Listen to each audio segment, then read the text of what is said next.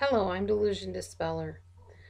This video series will be about sexual abuse, well, actually sexual addiction, which can cause sexual abuse and various sexual situations of deviancy, if you will. So the first thing I want to talk to you about is if you are in a relationship with somebody that has a sexual addiction, there are certain things you need to look for in yourself. It's not that you caused the sexual addiction, but by not examining your own behaviors in reaction to the warning signs that you see and the red flags that you see, you can basically not be dealing with the situation the way that you could be dealing with it, I guess. It's the best way I could put it. It'll make more sense as I go along. So the sexual addict, him or herself, is the one with the problem. But generally, there is a co-addict in the situation alongside the addict, in the sense that the co-addict sort of enables the addict to do what they're doing by not taking responsibility for what they can do on their end to get the addict help. So the first thing we're going to look at is denial. Denial means pretending that all is well, ignoring the red flags in the relationship, and making excuses for the addict, and sometimes keeping up an image, acting like, oh, we're fine, no, he doesn't look at pornography all the time, just once a week. He was just touching her that way because he was changing her diaper. I saw him with that woman. He was kind of looking like he was interested, but I was probably just misreading things. Or else you know about the addiction and you don't want anybody else to know that it's going on. So you try to keep up this image of, oh, well, all is well, everything's cool, nope, nothing going on here out of the ordinary. And that's not healthy either. It's all forms of denial. The next thing that you do to enable the sex addiction to continue is you can play private eye. This means that you're going to start snooping around to see what you can catch him or her doing.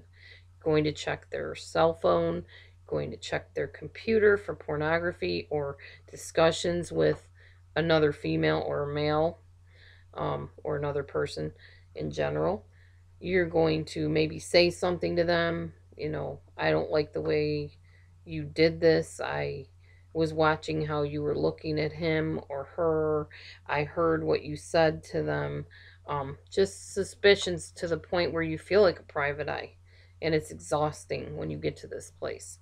You worry constantly. Where are they? Why are they late?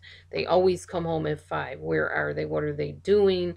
You might make phone calls to people. You might check up on them at work to make sure they came in.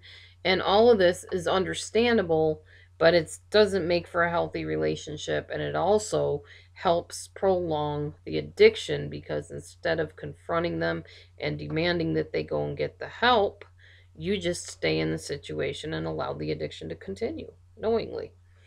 But you drive yourself crazy in the process because you're always trying to catch them doing stuff.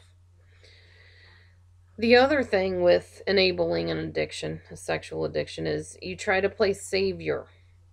You are the soft place for this person to land, so to speak. You tend to give in to doing things that are against your will. Certain things they ask you to do that go against your moral values. You try to be more sexy for them, for instance. They may even say something to you like, well, if you were just better looking, I would be home earlier like I used to be.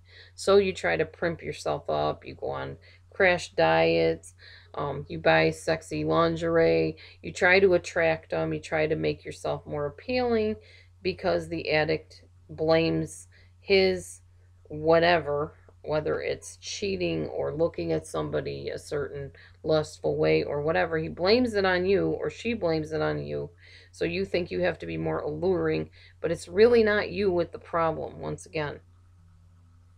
Ignoring the signs of sexual addiction is another way you keep it enabled.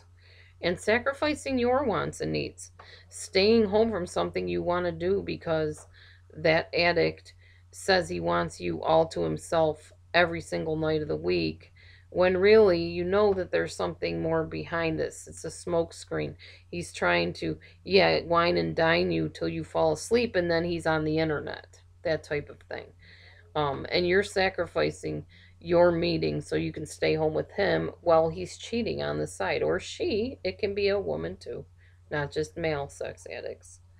So those are three of the things that you do to enable addiction to continue instead of getting the sex addict the help that they need. Stay tuned. I will be talking more on this topic shortly.